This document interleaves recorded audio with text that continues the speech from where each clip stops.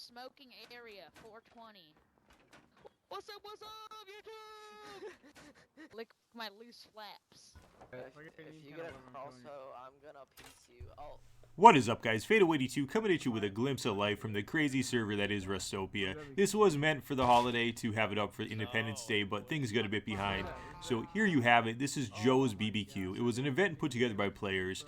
What struck me about it, the reason why I stuck around here for a while, was they were using the proximity voice chat, which I will pause to let you guys hear, but I need to speak to give it context. But for all intents and purposes, it was sort of a trading post, a gathering place for people. We all know you can't barbecue stuff in Rust, at least at this point, so it was somewhat fictional, but what really struck me was the player interaction here. And this video, guys, isn't going to be a big, sexy raid cam, so it's not going to have a ton of explosions. So if that's not what you're looking for, you can choose to watch another video. But this is going to be just a little glimpse of life, and I think there's some interesting stuff to take a look at here. So hope you guys enjoy the ride. As it was a video that was intended for the holiday season, as always, crack a beer or twist one up if that's your thing. As we're going to take a look here at some players who were just having a good time with Rust. I think also to take note here, guys, is that this is something you're going to see more in New Rust with the experience system being integrated. Players are going to be gathering more, setting up trading posts, as it will have more value to do so with that experience system being built in and the sharing aspects. So you might see more things like this in the game, and hopefully you can have fun with it like these players did. So, do you really have barbecue? We have barbecue, we have shrimp, we have pan shrimp, we have bucket shrimp, we have hand seared shrimp, beer battered shrimp. We have, we have explosive compound chicken. I'll give you a band-aid. Do you have like a bow? Like, could I like? Why are you guys trying to kill me? We are a barbecue shack. We are not a weapons You're trying to sir. kill. Things are starting out pretty tame at Joe's BBQ with people fighting over customers. This too you will see with the experience system with people fighting over who's using their tools. It's already becoming an issue on servers. Really interesting to see that dynamic. But you can see here that a player named Bubbles has come up. He's their first customer. They're also training new people. When the people don't work out, they will promptly murder that person, and then they will use that meat to then sell or trade at this stand. So essentially, like I said, this is a trading post. That is the intention of it. It's not that they're selling meat per se. If somebody wants an item, whether it's a bow, a piece of meat, or whatever it may be, they'll offer some type of trade, or they'll tell them to go out and gather a certain amount of resources in exchange for crafting that.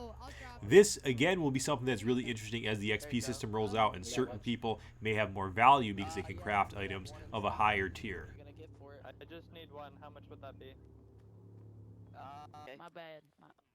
My bad. Somebody put him a shirt on. His titties are flopping everywhere. Some sort of an evil genie or spirit named Sloda has been released from some type of a bottle here just as two wolves arrive and attack Joe's BBQ. The wolves are looking to snack on penis and any leftover meat.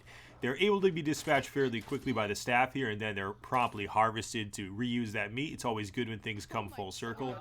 And it's very rare to see two wolves in the same location in Rust, so that was really something special. I'm glad I was able to capture that. But notice that as this player has come on the scene, this player is Sloda, things tend to change. The mood changes, Sloda takes command of the scene. It looks as though he's recruited here. It's clear that he's the brother of someone named Azika who has some status in the group. Bubbles. Okay, come back here right now. Okay. Bubbles. Yeah, it's too high call. Bubbles. To quote the movie Office Space, if you go to prison, the best thing to do on day one is to beat someone up or make them your bitch. Lick my loose flaps. Asserting himself as the alpha, Sloda has taken another player named Bubbles to the bushes out back to Joe's BBQ to make him show some respect, if you will, to Sloda. Sloda is an interesting character here, and he has turned the dynamics of this group a little bit in a different direction. It was a little more peaceful, but Sloda is mixing things up here, and it's very interesting in group dynamics to study how one person can change how other people interact with the world. And Sloda's a bit of a rabble-rouser here. You can see that he has things handed to him a little bit easier. He has some status in the group, but he does also incite some things as time goes on here at Joe's BBQ. The tower that you're looking at here is a guard tower, a watchtower over that location, if you're wondering what that is. What's up, YouTube? I'm gonna crush this fucking wolf skull and make me a bone club just in case I gotta beat some ass. And Sloda appears to have become the de facto enforcer or skull crusher here, as it were, and he's again focusing on the player Bubbles. He's convinced Bubbles hasn't upheld his end of the bargain. They asked Bubbles to go out and gather some high quality metal in exchange for a bow. Slota believes that he has not paid up. Now, Pope the Killer, he's manning the shop here for Joe's BBQ. He's in charge of recruitment. He seems to be a bit of a mid-level boss. Slota, again taking the position of an enforcer, has gone over to a shack that was neighboring Joe's BBQ, only to be told to slow it down, to sort of stay in his lane, because this is a slave shack, or a security shack rather, that is meant to give protection like that large tower to Joe's BBQ. So Slota was a little quick on the trigger there, but moving back over, he's keeping the peace, or rather not keeping the peace, and kind of stoking the fire over at the BBQ. Yeah, toss his meat up in there. I'm gonna eat that bitch. Hey, Fry him up. Pop, what's up? Go right ahead. So could I give you let's I'll come see. back with. He's How much lying. wood I do you gotta want, eat. give you- He's lying. He Pop has too killer? high qual. I'll come back. He's just Slota again is convinced Bubble is lying or misleading him or the group here. Slota's trying to incite group behavior, and he's doing a pretty good job of making everyone nervous. Ezekia's trying to take Bubbles aside here and sort things out in a more reasonable manner, and as he brings him over to this location, they notice that one of the shacks they had started over here has been taken over by two players, Blight and Chewbacca. So what's going on here, guys, is Blight and Chewbacca are two players who have moved in on the land that Joe's BBQ thinks that they own. This was a house they have a symbiotic relationship to. They may have built part of it or just taken over the house completely, but either way, it was a house that was initially placed by Joe's BBQ. So the staff was very surprised to see that that was occupied when they went out there to talk that situation through with Bubbles. Back at the BBQ, Slota's saying tighten things up, and he's also getting the flamethrower out and giving his men marching orders to get back over to this shack. They want to get these players off their land. They don't like that they're living here because they're not associated with Joe's BBQ and are viewed as a hostile threat. It doesn't work anymore. But you know what? I'm gonna fucking rip your asshole wide open.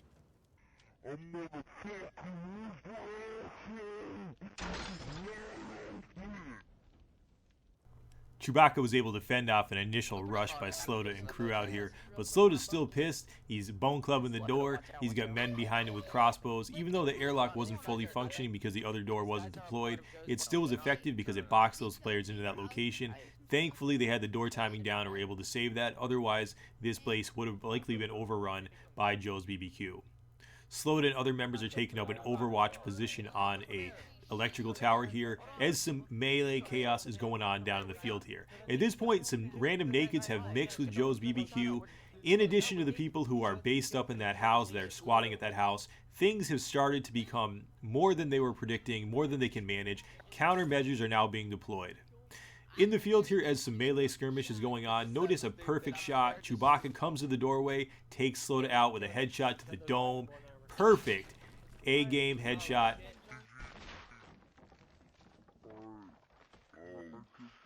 And at this point, countermeasures are being deployed back at Joe's BBQ. The clarion call has been sent out for members to start thinning the herd, and back at the BBQ, Pope the Killer is using the pipe shotgun to start killing off the staff. He's taking out volunteers, he's taking out customers, he is shutting it down. Things have gone south. They can no longer risk any further damage done to the brand and any further supplies or resources lost.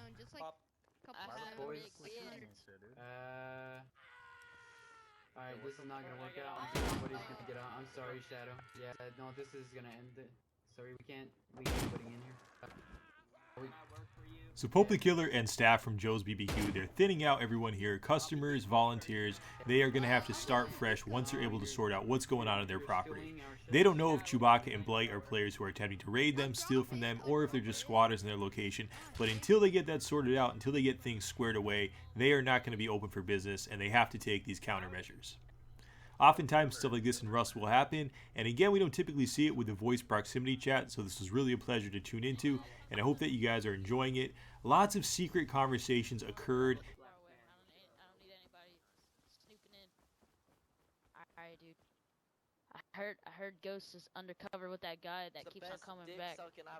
Slota's taking members aside one by one and trying to get them to change the way they're thinking about another member of the group named Ghost. It's unclear on what Slota's motivations are for doing this, but he is really trying his best, and I was able to capture a couple conversations where he was taking members aside and trying to get them to think his way, or perhaps just to incite some chaos in the group. Interesting to see, very Machiavellian, and Slota was a very interesting character. You'll notice that Joe's BBQ is still on high alert. They're essentially chasing down any movement at this point in time and taking them out, and they're going to reestablish shop here. They've decided that the members squatting in that location, Chewbacca and Blight, weren't a threat. They kind of talked things through with them, so they have a bit of a truce, and they're opening business back up at Joe's BBQ. Alright guys, we're about to have a mass recruitment. You guys have to even go gather resources for us, and then you guys can get promoted throughout the ranks. Right now you guys are at the lowest rank, except for Sloda. Sloda's the exception. Having heard enough from Sloda, or perhaps catching wind of his plots against him, Ghost has smacked Sloda in the face with a torch. A fight has ensued here. You heard before that Sloda has a self-appointed status as a leader, not a follower. So again, not sure how he acquired this status, but Ghost is now transgressing the group, and they're trying to figure out what to do with Ghost. Clearly the problem's between Sloda and Ghost, so perhaps they can solve it one by one. Sloda wants to keep Ghost alive, probably to humiliate him in some ways, but perhaps in an act of mercy, another member is able to kill Ghost before he's subjected to having to lick Sloda's loose flaps. We don't tolerate. Can I get my hatchet back? Because it was in his head. I don't know where the fuck it went. It flew away. As the members clean up Ghost's body, a mass recruitment's underway. Marching orders are being given out to the members. They have to go out and recruit, harvest resources. Except for Sloda, he lives by his own rules. Ghost has been given another chance by the group. They're going to allow him to give it one more shot and see if he can work with the group. That again is something that Sloda's not a fan of. So again, more secret conversations in the bushes. That dude Ghost? Yeah. That keeps on coming back. Yeah, I heard he was teaming with some guy that keeps on and trying to kill us. Alright, I need you to help me watch out for him. I feel like Ghost is gonna commit like a mass murdering or some shit. Ghost? Yeah, go look, keep an eye on him. Alright, keep an eye. Yeah, just keep an eye on him. Make sure he doesn't pull no shit. Alright. It's Ghost again. I'm really sorry. Whoa. I honestly. Yeah, you should be fucking sorry. Get back over there right now, Ghost. You said kill him. As Sloda and Masterman were having a secret rendezvous in the bush about Ghost, Ghost stumbled upon their conversation, which really startled these members, causing them to have to kill Ghost preemptively because the confidentiality of that conversation may have been breached. This was really interesting, guys, to see. We don't see a lot of voice proximity chat used because a lot of players are closed off with their own team speak, so to see players doing this so freely across this plot of land was very interesting, and I'm glad that we were able to experience it. At this point in time, Joe's BBQ, their mass recruitment is underway. Members are flooding in and they're checking out what's going on. They are offering up trades. They're trying to see what they can get, what the best bargain will be. They're also offering warnings of what's to come. You'll notice here that a member arrives in a moment and signals a warning of something that is occurring across the stream. Bob, I'm gonna... Thanks, man. Oh, hell yeah, I love you, brother. There's a hostile guy. It's Superman. I'm your woodcutter. Shut the fuck up before I kill your ass. Where's he at? Where is he? Back over this way. The scouting party of Joe's BBQ has been rallied by a woodcutter who was working for them, who came over and said they were killed across the stream. There's a really sort of sincere moment where the group slows down here and one member says, "Wait, that's not our property. They can cut wood over there. We have no authority over there." Sloda, being Sloda, goes over there and encounters two players who are naked or appear to be naked. One is the freshest fuckboy, and I apologize for the Steam screenshots here, guys, but I was having so much fun laughing and trying to catch a screenshot. But anyways, the freshest fuckboy takes out a large two-handed sword and starts chopping mofos down here. Sloda goes down, they all go down. It's like the Highlander, there can be only one, and that one is the freshest fuckboy. He destroys the staff from Joe's BBQ down here. Some members try to run away. He went from chopping trees to chopping people down with a very high degree of efficiency. So as we go ahead and pan out there, you'll notice that night is going to be setting in. Freshest fuckboy and his friend here are getting more geared out with the bodies from Joe's BBQ as another group of players moves in across the stream here. I really liked how things start to occur from this point forward, and this is why I think the footage makes it very interesting. Different groups are coming together here. You'll notice that this player here is moving in with his group, and he is taking out Fuckboy and his friend, and he's going to be taking all the resources that he harvested, as well as the ones from Joe's BBQ. After rolling over freshest fuckboy, Bilbo body bagging and his men, his small scouting party, are moving over towards Joe's BBQ. So a storm's coming their way. They're going to have a bit of a challenge on their hand. They look like fairly evenly matched groups in terms of gear. Joe's BBQ appears to have a little bit more numbers, but the other group has a little bit better gear. So Bilbo body baggins coming on in here, and you'll notice that we're starting off with some exchange with some crossbow fire. Joe's BBQ is holding up in their main shack over there. Their security members in their tower, they don't seem to be being utilized at this point in time, but one of the members of Bilbo's group just went down, took a arrow to the dome. So they're utilizing this space of the barbecue shack very quickly. Looks like the security members woke up, and they're also leveraging that base on the outskirts there to send some crossfire back their way. Notice the moves that Bilbo Bodybaggin has going on here. He's the guy in the black Beach Hills hoodie. So back over at the main BBQ shack, we got quite a lot of gunfire going off here. Arrows are hitting the wood pillars here. They're sticking in there. They're also on the stone wall, and it's a very chaotic scene. Back over here, Bilbo's holding it down with the slave shack, and he is getting up in this area. He's having a member boost him up on top of this location. He's able to get into the base because there's an opening here. It wasn't sealed off fully. They might not have been anticipating a boost at this point in time. He gets down to the ground level. He takes out a couple members in there. And notice what goes on here as Bilbo gets up to the top of the shack here. When he gets back up, he's listening very closely to that voice proximity chat, and he's adapting his playstyle.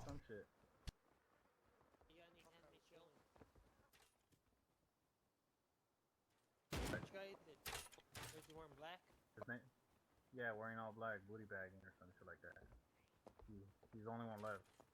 So here's where it is. Bilbo Body Baggins, he hears one of the members calls him Booty Baggins and says that he's wearing black, takes off the black Beach Hills hoodie, and instantly he blends back in to this group of relatively newer players to Rust. Really magic to see that happen. He responds instantly to the voice proximity chat. I find that really cool because he's really in tune with what's going on. When you're in a PvP encounter in Rust, it's a very heightened and visceral experience.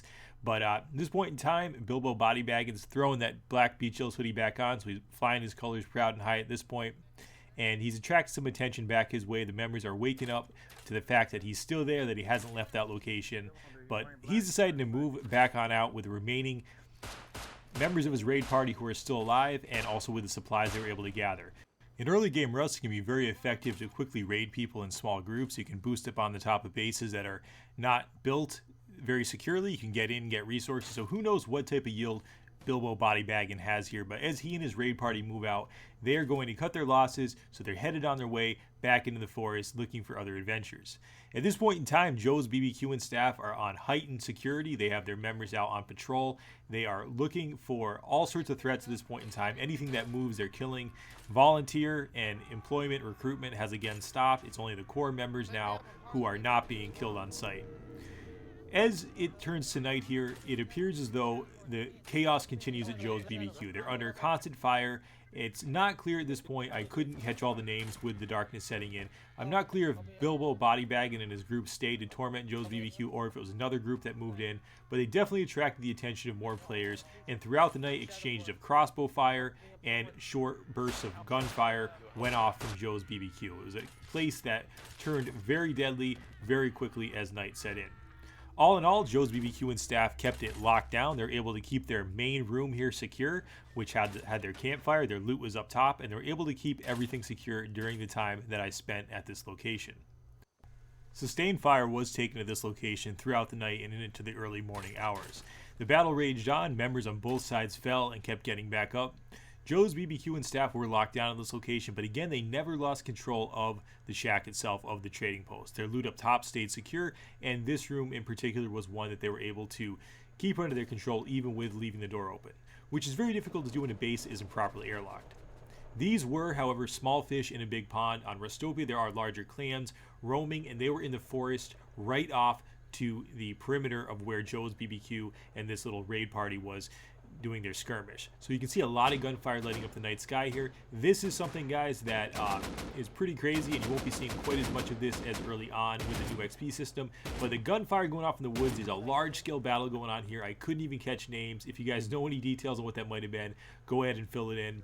But back at Joe's BBQ, you can see that they are looking to what's going on. They were able to get reprieve from the skirmishers who were raiding their little shack because those guys took off when they heard all that gunfire, and Joe's BBQ and staff are outside now, torches in hand, surveying the damage of what's been done, and also taking a look and wondering what's going on in the distance. They know there are much larger clans out there that are roaming the forest that's very close to them. And in the forest, you can see when the torches go on, there's bodies on the ground, and you can see under the cover of night, there's many players moving in formation.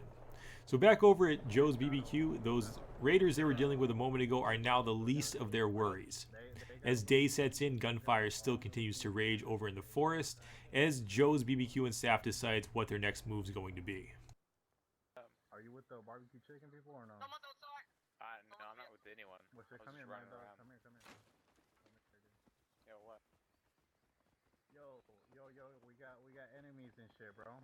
Get ready. Got motherfuckers out here. Three of them and shit with weapons. Alright, looks like we get another raid party incoming here, another skirmishing party. So Joe's BBQ and staff, they can't catch a break. Luckily for them, it's not the larger clan. It looks like it's a smaller grouping of players led by Blight. He was one of the guys with Chewbacca held up in that house that was squatting on their property. So they ended up not being friends of Joe's BBQ, and they're now making their attack on the compound. Or perhaps they were just looking for some resources over here, and Joe's BBQ was a little bit too heightened and attacked him. Don't really know the full dynamics there, but it's a skirmish nonetheless. I really hope, guys, that you enjoyed this little glimpse into Joe's BBQ. It is but a small slice of life on Rustopia, which is a high-population vanilla Rust server. The reason why I stayed recording here is we don't typically see players come together in what is typically a more peaceful manner in terms of Rust, and talking with one another, interacting with one another. And it was very interesting to me on many levels to see the players interact, but also to see these different groups coming together. So we stayed primarily at this location, but we saw at least 3 or 4 different groups roll through this location, have skirmishes with Joe's BBQ. We saw the members interact with one another, try to plot against one another. It was very interesting for me, at least on many levels. And at the end of the day, I really do these videos because they're interesting for me, and I hope that they have value to you guys. Let me know in the comments below what you guys think. So let me know in the comments what you guys thought about this slice of life on Rustopia. The voice proximity chat might be hard to hear. It's hard to get it to translate in footage. But as always, peace.